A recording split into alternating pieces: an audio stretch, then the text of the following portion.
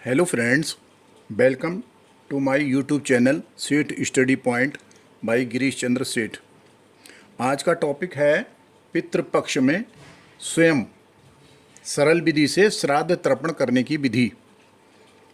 यदि ब्राह्मण उत्पन्न ना हो सके या प्रतिदिन ब्राह्मण ना हो तो स्वयं श्राद्ध तर्पण किस प्रकार किया जाता है, इसको जानने पितृ तर्पण को जानने से पहले आप देखिए पितृपक्ष क्या है।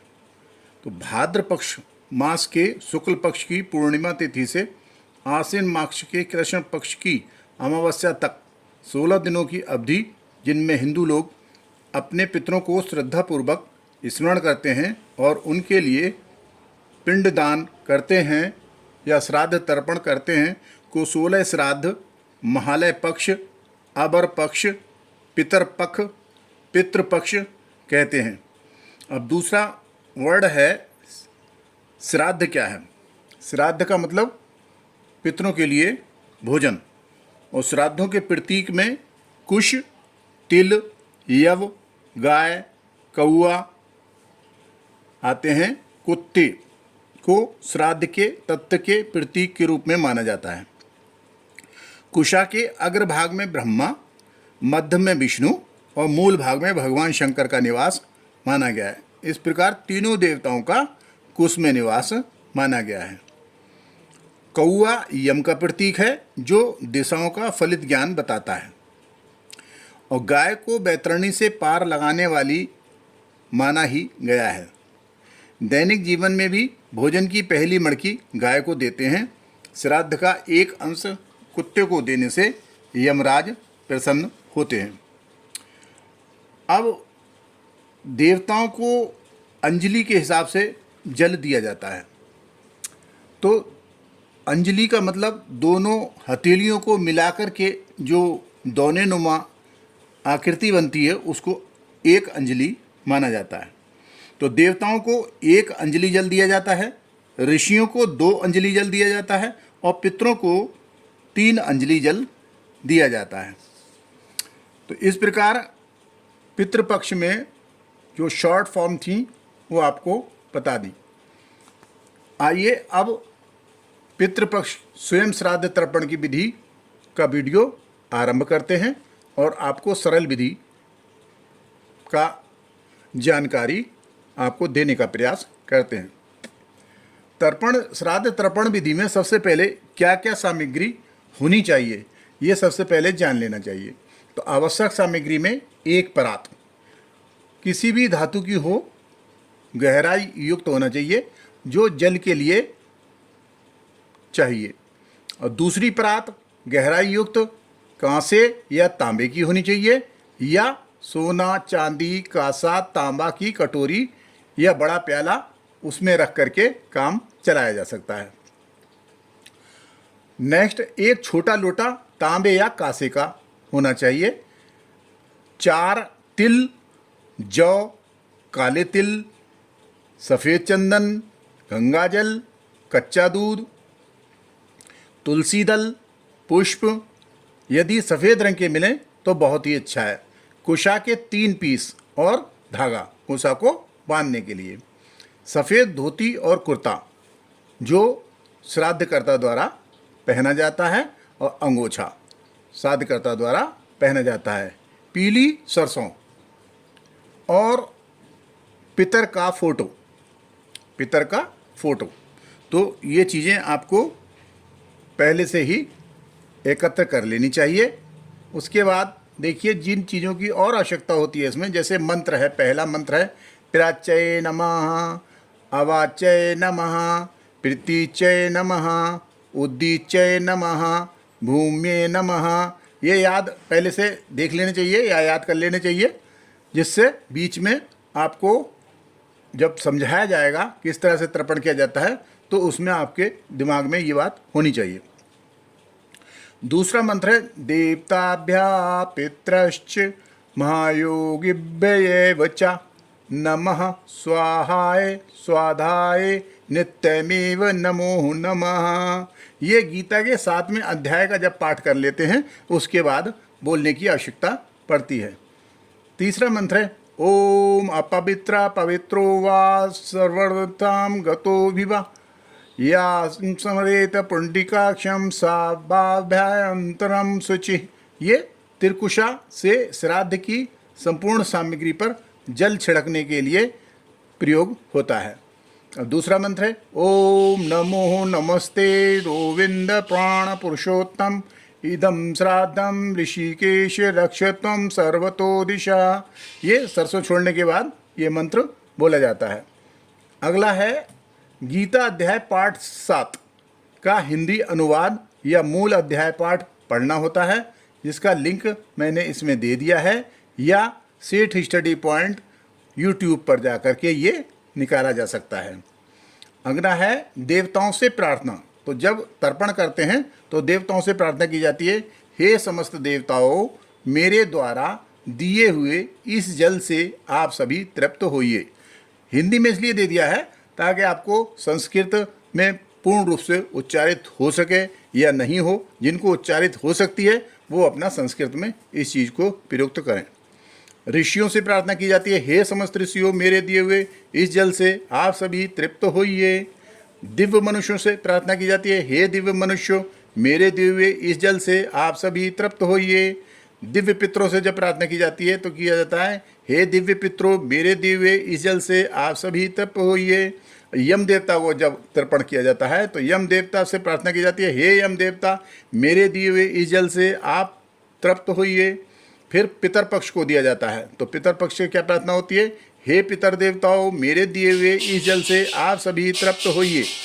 और मातृ पक्ष के लिए जब प्रार्थना की जाती है तो हे पितर देवताओं, मेरे दिए हुए इस जल से आप सभी तृप्त होइए। इस तरह से उनका आवाहन करके और उसके बाद तर्पण किया जाता है। अब त्रिकुशा, त्रिकुशा मतलब कुशा के तीनों पीसों को 3 पीस लेने चाहिए, एक तिशा के 3 तिनके, और उनको आपस में लंबे लंबे रख करके दोनों बाहरी सिरों को धागे से, कलावे से या किसी और धागे से बांध देना चाहिए। अब त्रिकुशा की स्थिति देवताओं, ऋषियों, दिव्य मनुष्यों, दिव्य पितरों और यम देवता और पितरों की स्थिति के लिए अलग अलग होती है। तो जो इस वीडियो में दिखाया जा रहा है, त्रिकुशा की स्थिति देवता और ऋषियों के लिए जब होती है तो त्रिकुशा को हथेली पर लंबवत रख लेते हैं और उंगलियों की ओर एक सिरा और दूसरा सिरा हथेली पर कलाई की ओर रख करके उसे अंगूठे से दबा लिया जाता है। दोनों में मुंह, दोनों देवताओं को तर्पण करते समय और ऋषियों को तर्पण करते समय मुंह जो है वो पूरब की ओर रहता है। इसी प्रकार दिव्य मनुष्य और दिव्य पितरों के लिए कुशा की स्थिति किस प्रकार की होती है, मुंह इसमें दिव्य मनुष्यों के लिए मुंह उत्तर की ओर होना चाहिए और दिव्य पितरों के लिए मुंह दक्षिण की ओर होना चाहिए। और कुशा की स्थिति में कुशा को दोनों किनारों को फोल्ड कर लेना चाहिए और जो फोल्ड किया हुआ सिरा है वो छोटी उंगली वाले सिरे की तरफ हथेली का होना चाहिए और अंगूठे की ओर दोनों खुले हुए सिरे होने चाहिए। तो इस तरह से फोल्ड करके जब रख लेते हैं जैसा चित्र में दिखाया गया है तो उसमें किया जाता है और अंगूठे की ओर से जल छोड़ा जाता है। यम देवता और पितरों के लिए कुशा की स्थिति क्या होनी चाहिए, कुशा के फोल्ड भाग को छोटी उंगली की तरफ और दोनों सिरों को अंगूठे की तरफ रख करके हथेली पर रख करके और उसे अंगूठे से दबा लेना चाहिए। और जल जब देते हैं तो छोटी उंगली की तरफ से हथेली पर डालते हैं जिससे जल अंगूठे की ओर को जाता है। इस प्रकार बहुत सरल विधि है इस तर्पण और श्राद्ध की, जिसमें आपको बताने का प्रयास किया जा रहा है। अब चलिए तर्पण की ओर चलते हैं। तो तर्पण सर्वप्रथम स्नान करके श्राद्धकर्ता को सफ़ेद धोती कुर्ता या कुर्ता पजामा पहनकर दाहिने कंधे पर अंगोछा डालकर तर्पण स्थल पर आ जाना चाहिए। फिर पूर्व की मुख करके बैठ जाना चाहिए और गणेश जी का मंत्र बोलना चाहिए। गजाननं भूतिगणाति सेवितुं कपित्थ जम्बूफलचारुभक्षणं उमासुतं शोकविनाशकारकं नमामि विघ्नेश्वर पाद पंकजम। यानी किसी भी कार्य को आरंभ करने से पहले गणेश जी का मंत्र बोला जाता है। इस मंत्र को पढ़ने के बाद दूसरा मंत्र पढ़िए। ओम अपवित्रा पवित्रो वा सर्वावस्थां गतोऽपि वा या स्मरेत पुंडिकाक्षं सा वा सभ्यंतराः शुचि। उसके बाद ओम पुंडरीकाक्षा पुनातु कहते हुए 3 कुशा से श्राद्ध की संपूर्ण सामग्री पर गंगा जल या साधारण जल जैसा उपलब्ध हो छिड़कना चाहिए। उसके बाद पीली सरसों चारों ओर बिखेरना चाहिए और मंत्र पढ़ना है। फिर उसके बाद ओम नमो नमस्ते गोविंद प्राण पुरुषोत्तम इदम श्राद्धम ऋषिकेश रक्षत्वम सर्वो दिशा। फिर सब ओर चारों दिशाओं में सरसों बिखेर देना चाहिए। फिर प्याचय अवाच्य नमः प्रीतिचय नमः उदीचय नमः पढ़कर यब और पुष्प छिड़कना चाहिए।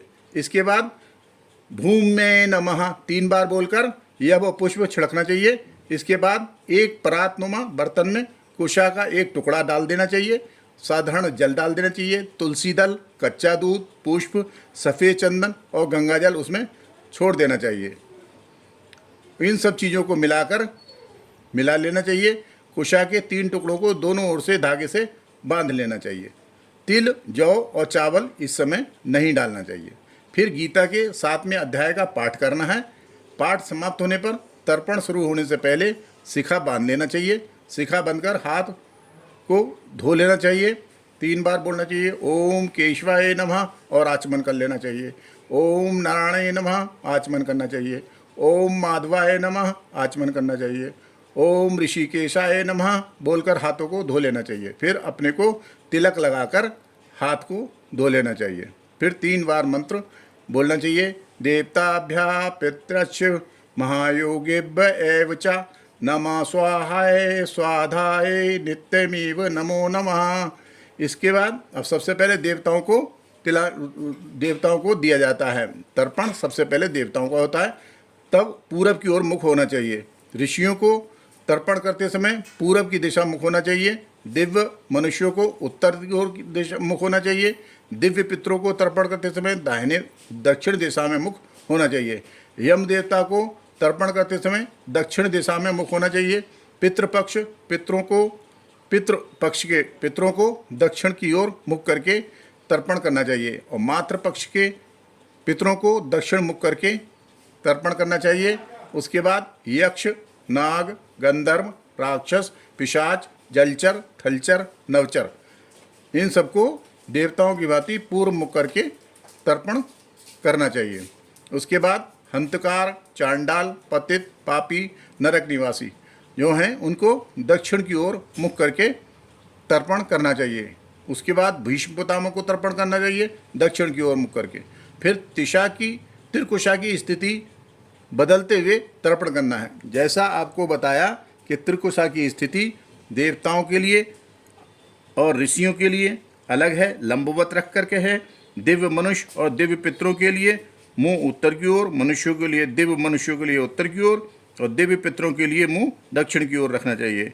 और यम देवता और पितरों के लिए स्थिति फोल्ड करके दोनों सिरे अंगूठे की ओर को होना चाहिए। उसके बाद दाहिने हाथ में रखी कुशा पर जल डालकर सभी के लिए बोलना चाहिए हे, उसका नाम लिखिए, पितर का है, देवता हैं, ऋषि हैं या क्या है। तो देवताओं, समस्त देवताओं, मेरे दिए हुए इस जल से आप सभी तृप्त होइए। उसके बाद ये बोल करके बाएं हाथ में जल का लोटा भर के जो आपने तैयार किया है उसको धीरे धीरे छोड़ना चाहिए। देवताओं को एक अंजलि जल दिया जाता है। इसके उपरांत ऋषियों को, उसके उपरांत दिव्य मनुष्यों को, उसके उपरांत पितरों को दिया जाता है। इसके उपरांत जब सबको तर्पण पूरा हो जाता है उसके बाद गाय, कौआ, कुत्ता, अतिथि, हंतकार, कीट पतंगे, चांडाल, पतित, पापी के लिए उनके हिस्से निकाल करके भोजन में से उन्हें देना है।